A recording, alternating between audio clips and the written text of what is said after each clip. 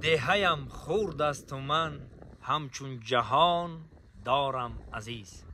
سلام و درودی به پایان با کل فارزبانان روی دنیا. از دهه سنگتوده به تمام فارزبانان و تمام مسلمانان سلام میگم و ماه شریف رمضان به همت مبارکباد میگم. آمد عید به شما مبارکباد میگم. و دوستان عزیز، این حال یک بار فیسبوکم در اومدم. ما راستی که فیسبوک کم در کم درام استفاده میبرم. ما بیشتر کوشش میکنیم فقط در یوتیوب و در اینستاگرام.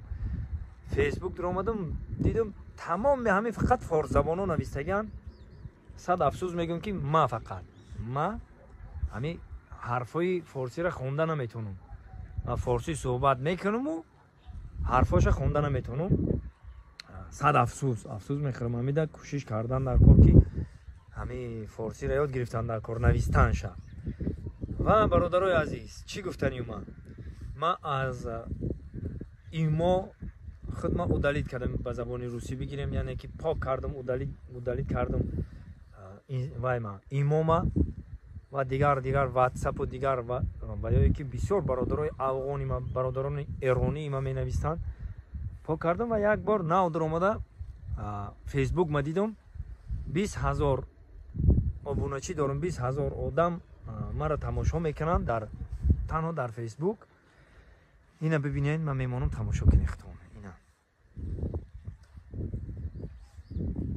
اینا دیدین اختم برادرها. ما چی گفتنیم؟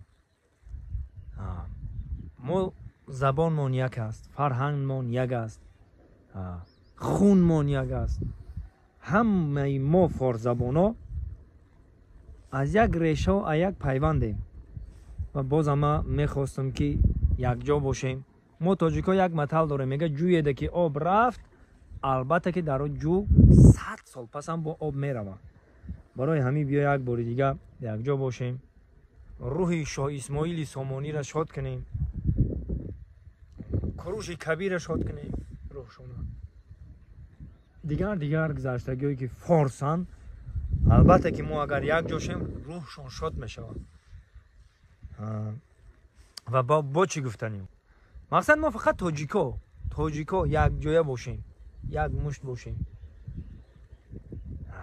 من همین در دیگر دولت‌ها، در دولت‌های خارج میگردم، یکی مرا سوال میکنن، میپرسن، مقصد میگن تو کی هستی، چی هستی، با کدام زبان حرف میزنی؟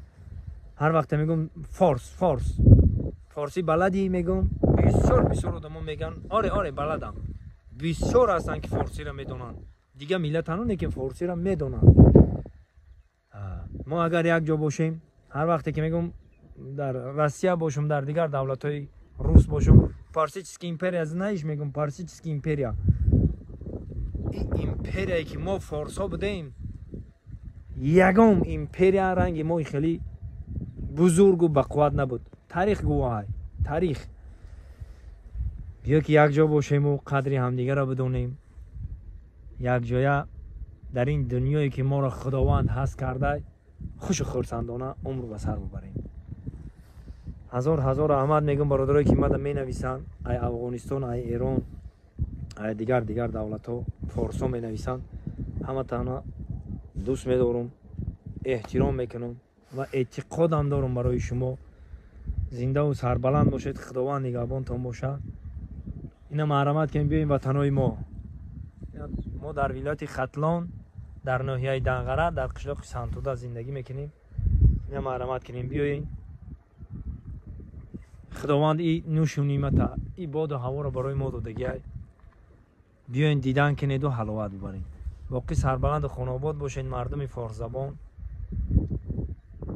بازم تکرار به تکرار میگم که یک جا باشیم.